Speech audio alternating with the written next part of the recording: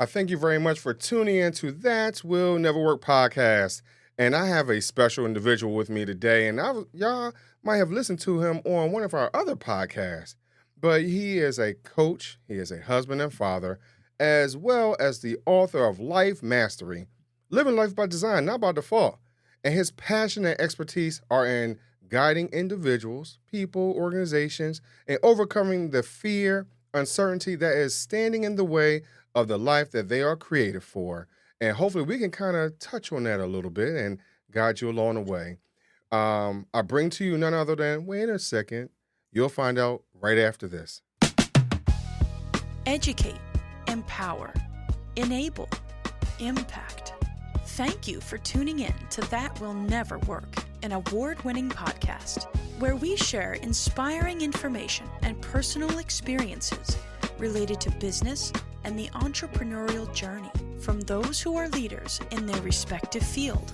Now, here's your host, author and business coach, Maurice. Yes. Thank you very much. And so we have Mark Collins. Mark, thank you very much for coming on the show. Absolutely, Maurice. I've been looking forward to this for a while. I thank you, man. I appreciate it. So what we're going to talk about today, ladies and gentlemen, you know, that you are more than where you are at. A lot of times we don't understand what that really means, right? We don't live in the moment. We don't appreciate the moment. We don't have gratitude for the moment. You know, all these things. So Mark, what does it mean to be first understanding where we are, let alone know that we're greater than where our current circumstances are? That's a great question, Maurice. I think there's a couple of challenges with it, right? The first one is we think we're the sum total of our current experience, right? So for I'm sure your audience and myself included, that you have your hopes, your dreams, the things that you believe you can do, and then you have the life that you're living. Right. And a lot of times because it's not working, right? I'm in a business and I'm struggling, it's not working, I'm not getting revenue or things aren't working out well like I thought they were. I start a podcast and nobody's watching and I'm trying to figure out, is this really the thing I'm supposed to do? So we kind Right. of we look at our life in a microcosm, meaning we look at today and say, man, I've tried long enough and this just isn't working out. And so we kind of give up on our dreams. And Right. part of that conversation I love having with people is allowing them to know that, you know, your challenge today doesn't mean you won't have success tomorrow. It's just what you're walking through in the moment. But the other side of it also, Maurice, is understanding that, you know, maybe there's bigger and greater that you're walking towards. And maybe the challenge in getting to that dream and goal that you have is being able to, like you talked about, have a good definition for where I'm at right now. What I find in my own life, especially in my entrepreneurial journey and really working through business, is the ticket to the next place I want to go is the lesson that I learn in my current circumstance, my current experience, the current challenge I'm walking through. The thing that elevates me into that calling to follow is me being able to learn the lesson that I need to learn today, because you're equipped today for the calling tomorrow. And if I don't get equipped today, I won't be able to have it. And if I do have it, I won't be able to sustain it once I get there. So let's say I'm in my current position, I'm in my 9 to 5, and I hate it. I'm just going to be Yeah. point blank, right? Sometimes we hate it. And so Yeah. how would you encourage someone that if they're using those terms, because again, we are, once we speak it, it becomes our who we are, right? It's the aura, it's the universe, however you want to view it. So, but if I hate this position, how can I learn it, especially since I have such strong emotional ties to that particular word and the feeling and the environment, whatever else? How do I get out of that? Yeah. Well, I have a book, Life Mastery, Living Life by Design, Not by Default. And there's a chapter in that book that talks about dissatisfaction being a gift. And the gift in your dissatisfaction, that whatever language you want to use, you hate it, you're not happy there, you believe there's more than where you're at. The gift in it is, I believe, this innate understanding on the inside of you that there's more than where I'm at right now. And in that place, that dissatisfaction comes from those two things not aligning, where I believe I'm called to be, or the thing I'm supposed to have, the impact I'm supposed to, you know, have in the world versus what I'm allowed to or able to do right now. There's a gift in it. The gift in it is, I believe, again, that innate understanding that there is more. And to me, that's so much better than somebody who's just given up and settled for where they're at. Hmm. So first off, that's a blessing. So pat yourself on the back for that and understand that that's not a bad thing. Mhm. It's actually a driver that allows you to move forward. But the second, I guess I'd tell in a story. So I remember I was in a job one time and Mhm. I felt like I was overqualified for where I was at. And I kept getting passed over for promotions and all that. And while at the same time, my wife and I had our youngest daughter, Alyssa. Okay. And in having that youngest daughter, we didn't want her to be in childcare. So we decided we'll manage her childcare at least for the first year. Okay. So my wife would go to her job, she would work all day, then she'd come home and take care of our daughter at night. I changed the shift at that work that I didn't like, the place that I hated, Mhm. to go to graveyard. There were 2 reasons for it. Mm. One was so that I could watch my daughter during the day, Mhm. and the second one was because I didn't want to be around those people in management, those people Mm. that were my supervisor and above that Mhm. kept passing me over. It was, this kind of childish thing of I don't even want to be around them. Right, right. I need a paycheck, I need the job, but I'm not going to be there. And so I was in this graveyard shift doing some work. I was overseeing the warehouse, the Mhm. facility that what it was at, and grumbling and complaining and not happy where it was at. And there was this thing that happened. I am a person of faith, and so I believe it Mhm. was God. But there was this voice on the inside that told me something. I was in the middle of my unhappiness, complaining about where I was at, not happy that I wasn't being recognized for what I thought were skills and abilities that I had. Right, right. And there was this voice that said this: you'll not move past this time Hmm. until you understand the lesson that you're here to learn. Mhm. Mhm. And so for some of Mhm. us, we're unhappy where we're at, Right. but we're so passionate about running away from the thing we don't like Mhm. that we run into things we're not meant for. Mm. And in that place, it's this next shiny object that, well, it's got to be better over here, Right. not realizing that there's growth and maturity that happens. It doesn't mean you're not right. It doesn't Mhm. mean the job isn't less than what you're capable of in your life. Mhm. What it does mean is the foundation of where you're going starts in the lesson you're learning here. Mhm. So my hope is that they won't do what I did, which Mm. was run away from what I hate and find out I hated the next thing also.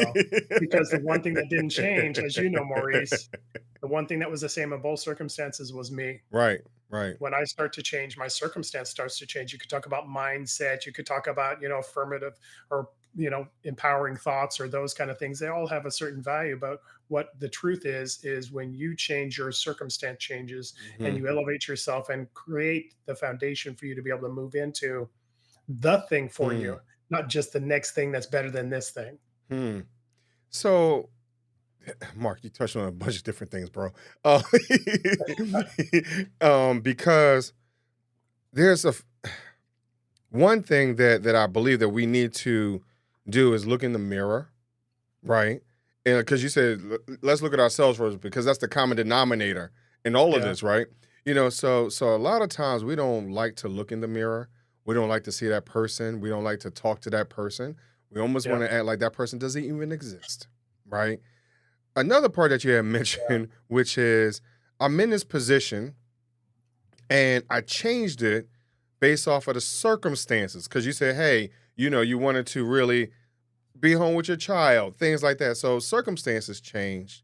Um, but there was something before that you mentioned, which is talking about it being a gift. A lot of times when we look at these situations, we don't look at it as if it's a gift because we think of a gift as a birthday present, a Christmas present, Yeah. or some type of acknowledgement where it actually puts a smile on our face. Yeah. But if we're in a position where it's not making us smile, we have to coerce ourselves to go to, and or we don't know how to play the political game. So how do we, when we talk to those managers that we really don't like, or our coworkers that we really don't like, because some of that is politics as well. Yeah. So how do we really take a deeper look into ourselves to touch that inner person to say, hey, you know what? This is a gift. We can change it. We could change our circumstances along with understanding like there's something greater at the end of this tunnel. Yeah, absolutely. I think it comes with quality questions, right, Mhm. Maurice? So first off, if I understand that it's a gift, right, that this is something telling me that I am right, Mhm. in that there's more than where I'm currently living. The gift is not in the circumstance I'm walking through, Mhm. but this again, this innate ability to understand that there's more than now, there's more than here, there's more Right. than this. Right.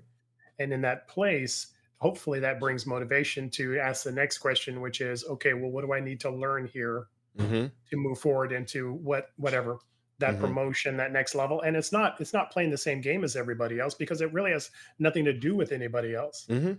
Not again, like in my own job where I felt like I was getting passed over, right? That passed over means other people besides myself were saying, you're not ready, or this isn't for you. Right, right. But at the end of the day, the truth is, what I needed to do was to develop patience, was Mhm. develop fortitude, was to develop an understanding of what's going on the inside of me that tells me that this isn't enough for me, Right. and what do I need to develop? If this isn't it, Mhm. then what is it? Mhm. If we don't understand, I tell people this when I work with them. I tell them that you can't hit a target you don't see. And so if all I'm doing is trying to avoid here, Mhm. the next thing anything will do, the problem is I don't change, elevate into Mm. the thing that I'm made for, I'm created for. I Mhm. just move to the next thing to get away from this thing, right? Mm. It's the two motivations of any individual. It's moving towards pleasure or away from Mhm. pain. Mhm.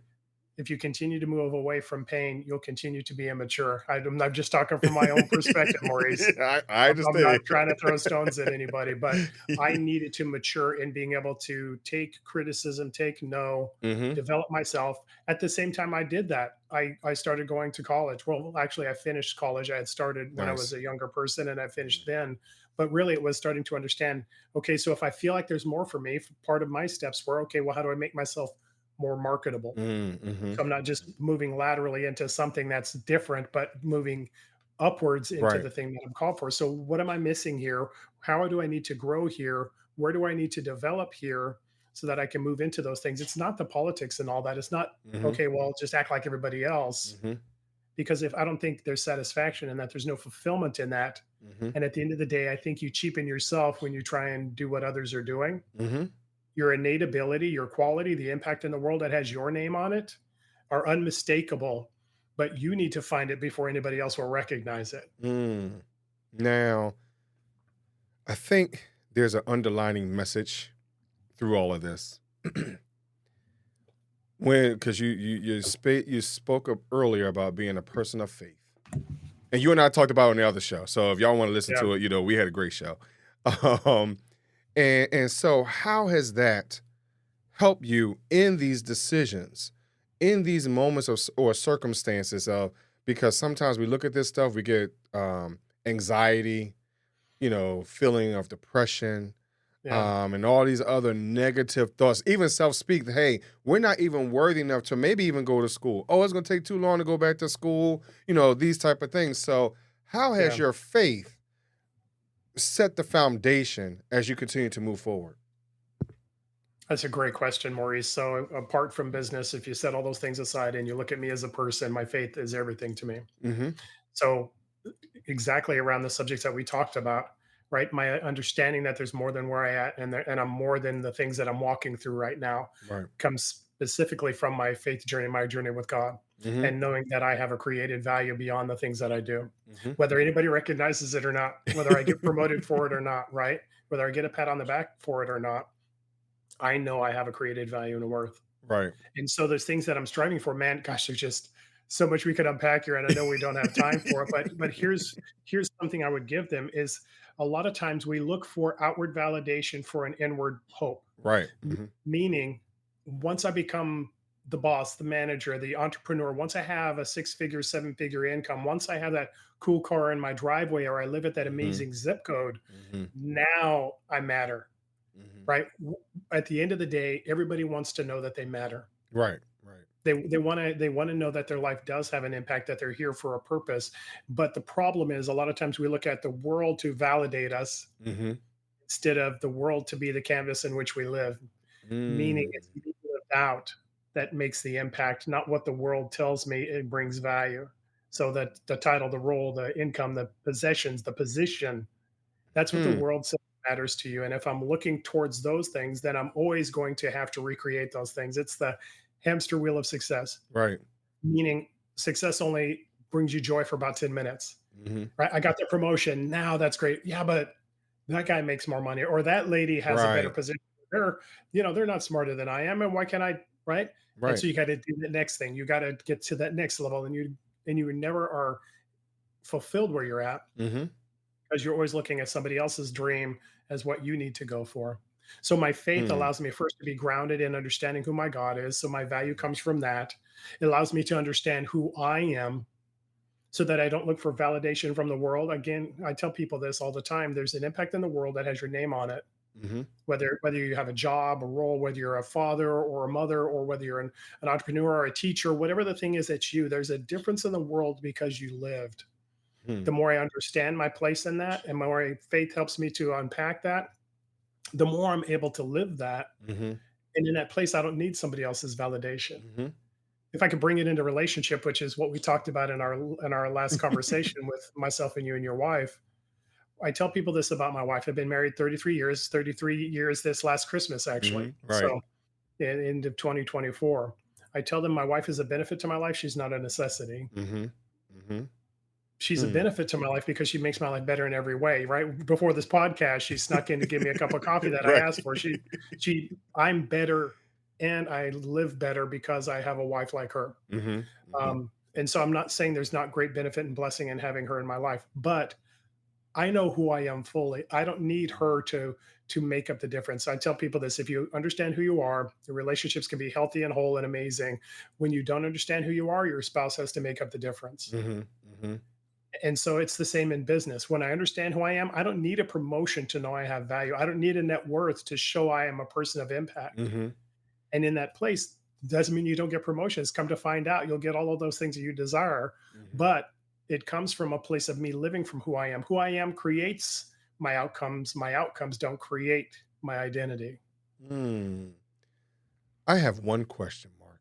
For sure. Because I think there's something that a lot of us deal with through all of this, because sometimes we don't want to show that we are believers, right? Yeah. We want to hide it underneath of a bushel, no pun intended, right? We might want to go and bury it somewhere, Yeah. bury our talent, So that those of you that are believers, y'all will understand kind of where I'm going with some of that. But I think what happens is we don't stay our authentic selves because we get Mhm. caught up in what everyone else is doing, which is some of the things that what you're talking about. I.e. why I said mentioned earlier about politics. Sometimes we feel like we got to play a political role and Yeah. duplicate what somebody else is doing or mimic how they're speaking. A lot of times, even as a manager, I have some managers that say, "Hey, Maurice, be like me so you can be me one day." Yeah. And so you start to lose actually who you are through the process. And then now I don't want to look in the mirror because I don't recognize who that individual really is. So how do Yeah. I stay authentic, no matter who I am? Because the world might say that's not the best way to go. That's a great question. I think, gosh, man, there's so many ways we could go with that, Maurice. So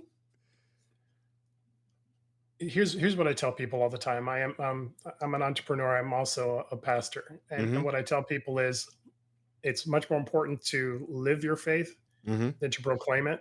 Mm-hmm. If I tell people who I am, but I don't show them, then I'm a hypocrite. Mm-hmm. And I've been there, right? Wanting to be that person of integrity and grace and mercy and love, but being angry because I got cut off in traffic, Right, right? right, Or whatever the thing is, right, being unhappy and dissatisfied because I didn't get the promotion that somebody else did, whatever the thing right. is.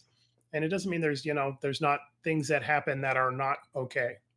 But what it does mean is that it much more matters who I am than what I try and proclaim. Mm-hmm. And so at the end of the day, whether your boss tells you to do something or somebody wants you to be an imitation or something like that, who are you? The more I Mm-hmm. know who I am, the more I can live from that place. And my faith is a central part of who I am.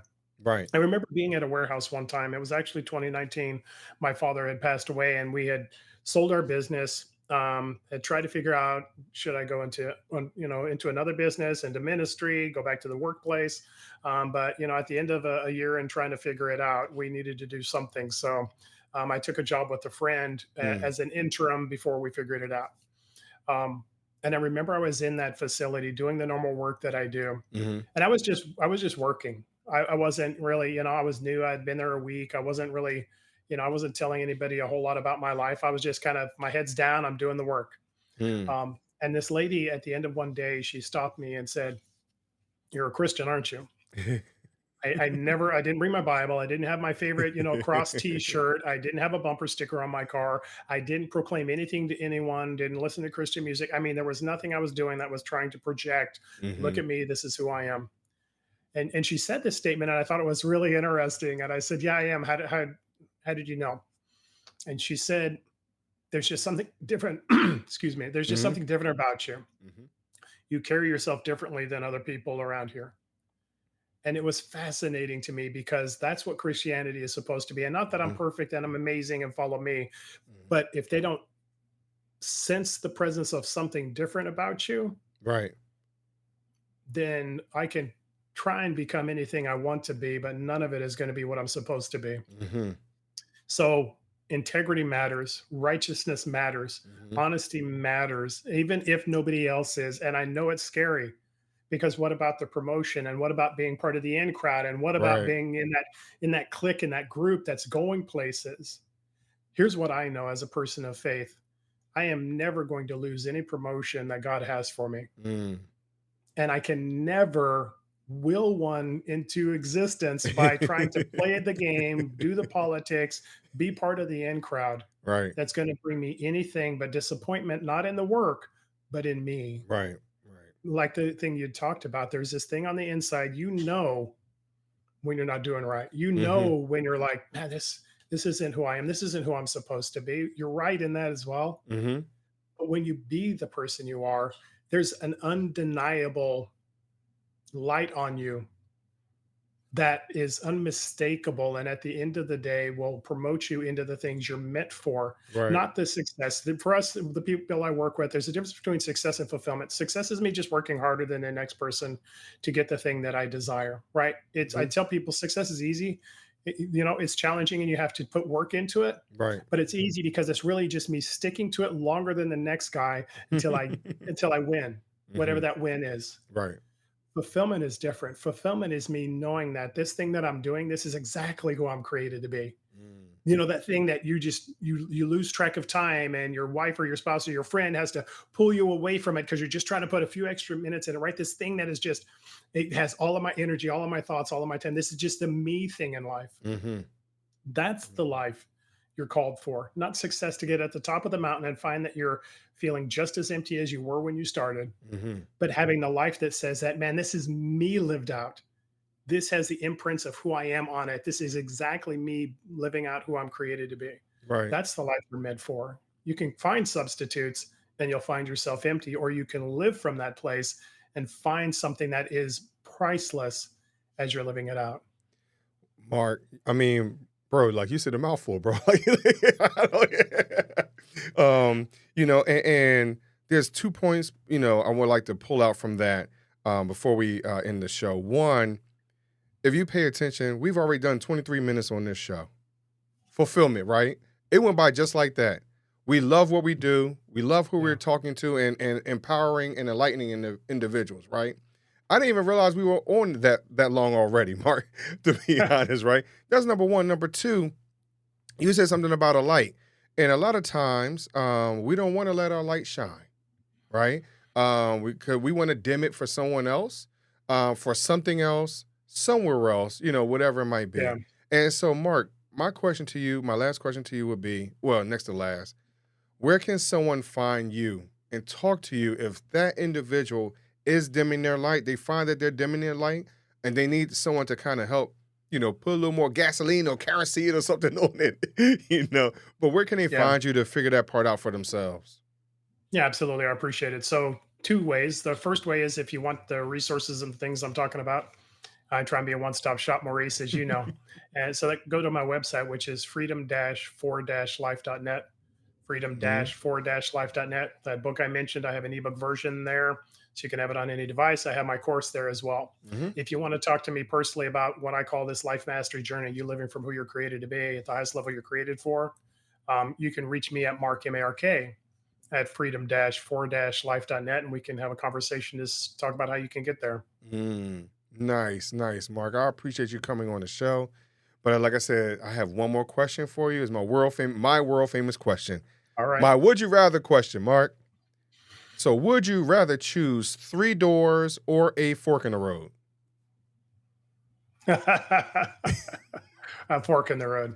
And why a fork in the road? Because there's less debate and negotiation with myself as to which way to go. When there's 3 doors, right? There's 3 choices, and I'd rather have just 2. Right or Nice. wrong is a choice of 2 things, not a Nice. choice of degrees. Are you an impatient individual? Absolutely. Absolutely. Yeah, 100%, and I don't even try and pray it away, so That's funny. That's funny. But I think I like to ask that question because it allows the listeners to kind of hear how you process things, how you go about things, because a lot of times, because we don't know who we are, we're not authentic to ourselves, and maybe something you might have said might have, sparked that interest, but hey, we're on the same wavelength or whatever else, but that's really about it. The question has no philosophy, no psychology or nothing behind it. It's just a fun way to end off the show. And I appreciate you that's for awesome. for taking part in it. My joy. Great question. It was a good one. Cool. So Mark, of course, all your information will be in the show notes. And of course, if you're looking for him, if you're riding around or whatever it is, the links will be there. So just be patient until you get home so you can click on the link. There you go. But Mark, thank you very much, man. My joy. Thanks for the conversation, Maurice. Sure, no problem. And thank you for listening to That Will Never Work podcast, and I will talk to you a little later. Thanks for listening. Follow Maurice Chism on social media to stay connected and check back weekly for new episodes. Until next time, that will never work. Or will it?